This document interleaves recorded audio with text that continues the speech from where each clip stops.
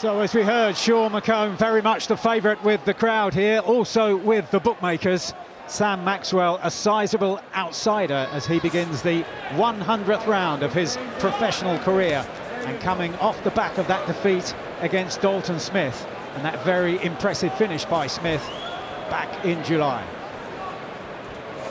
It's very important here for Maxwell to land with that right hand early.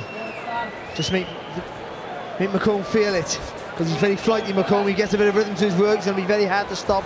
High energy. If you can bang him with that right hand, just slow him down, make him panic a little bit. That'll be a good start there for Maxwell. I'm intrigued to see who can get their lead hand into play early on. You can see McComb looking to throw more of a hook with that lead hand, whereas Maxwell opting to go straight down the middle, looking at their front foot as well. It's McComb that's got his foot on the outside. Just as I say that, Maxwell just steps on the outside. That would give him the range and the leverage to find that right hand as he does there.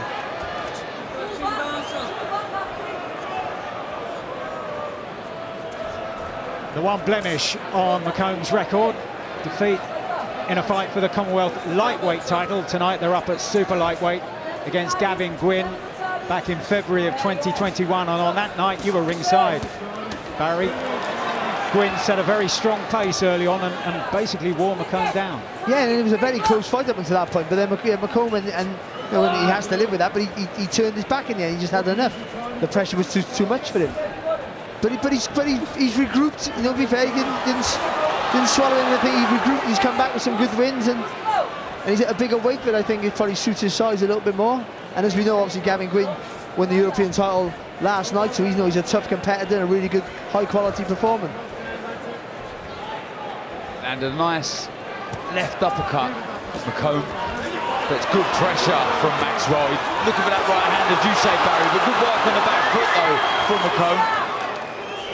Yeah, the speed of the hand and foot, isn't it? It's in McComb's favour there. Just seeing that, Maxwell land with a good shot, but then didn't really work off that. Didn't move his feet after the punch, and McComb landing back with a fast flurry of combinations.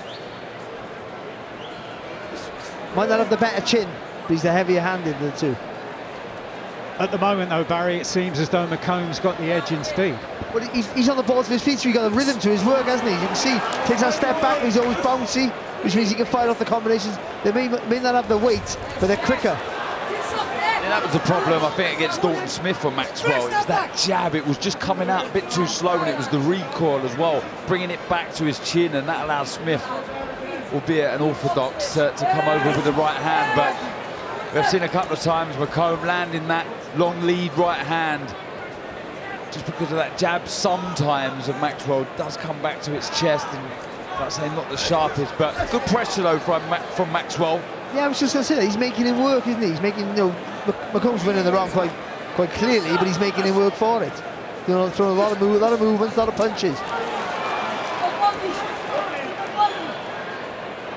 And McComb beginning to look for the range with that backhand left hand. He threw a nice jab to the body as well, McComb. Just changing the levels with the shot, good pressure, but he's a little laboured with that attack, Maxwell. He just sharpen up, don't worry about the power too much. He used the rope saw there as well, didn't he, McComb, yeah, to evade that. Very clever. He's boxing well here, McComb. Better from Maxwell. Yeah, he just takes the power out of the shot, but he's on the balls of his feet now. He's trying to get a bit of rhythm, trying to match McComb for the rhythm. That's good there from McComb.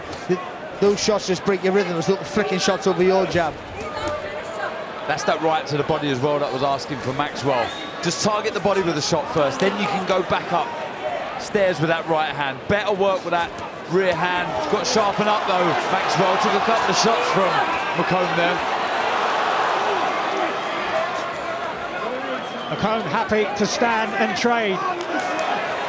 And that left hand repeatedly now finding a home on Maxwell's chin. He's got his hands high there, Maxwell. There's a big gap in the middle though, that's all. When he's coming forward, he's so intent trying to put pressure on McComb, he's almost forgetting that this punch is coming his way. Yeah, nice and light on his feet, McComb, nice and sharp with the punches here. Half half a minute to go in the third. Using the ring really well, I think, as well, McComb. He's using every inch of the ring. He's not running, constantly moving. Lands with the combination, then he makes sure he spins off.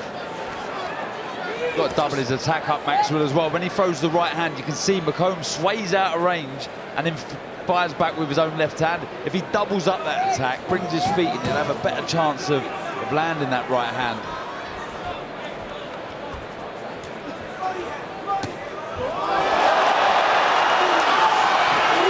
Tremendous flipping right hand from Sean McComb.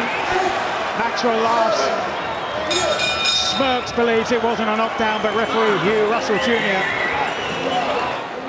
Again, I don't think these shots are hurting Maxwell really, but they're going to be frustrating shots. They're scoring shots. He can't get near the target to land his own. And they're making him hesitate a little bit to throw his own shots. He's just not committing to the attacks, and they're not hurtful shots, you're right, but they're constant. He's always getting the last say, McComb. Oh, that's a good right hand, though. And again, though, straight down the middle with the left from McComb. Good work. And to pick up on what Barry was saying earlier on, that came after Maxwell got up on his toes, tried to work himself into a rhythm. 40 seconds to go in the fourth. And I know you lose a little bit of power, or weight, certainly weight in your shot there, but you'll get the smoothness, won't you? And you'll get a bit of floaty work. And you're sharper in defence and offence when you're like that. Yeah, and takes less effort, energy.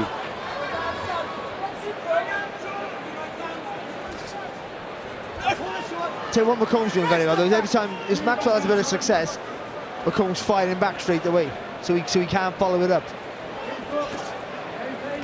He's getting caught every time he throws a shot. I think that's because McComb's throwing every time he throws. I think he's just making him a little bit tentative. But at some point, you've got to pull that trigger. Nice left hand, straight down the middle. Just as Maxwell was getting set to throw his own right hand, got beaten to it from the backhand. He's boxing really well here, McComb. Very focused, still keeping that nice smooth rhythm.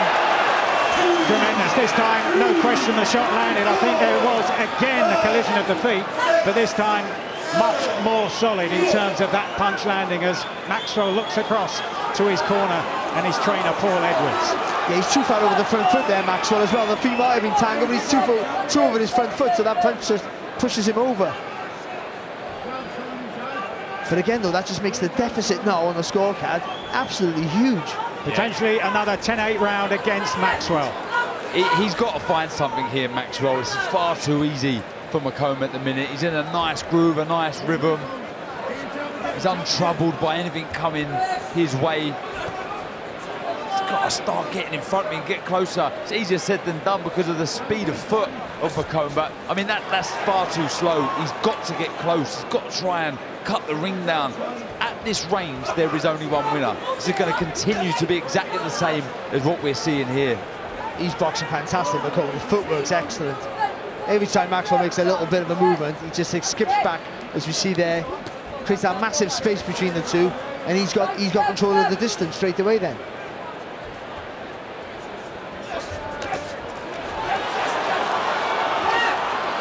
Solid shots again on the ropes from Sean McComb. He did say when he was told about their many sparring sessions and how Maxwell would know what he's going to do, replied that he's a very different fighter than he was 2.5 years or so ago when they sparred, and he's proving it so far tonight as we head towards the halfway mark. It's almost not even worth commentating on what McComb's doing now, because it's just more of the same. Just keep doing what you're doing. You're winning the fight, you've won the fight, you're on the brink of winning the fight. Oh, it's a lovely left hand.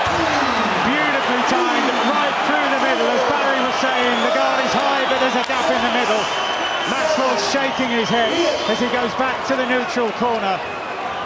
Just over 20 seconds to go then in the penultimate round.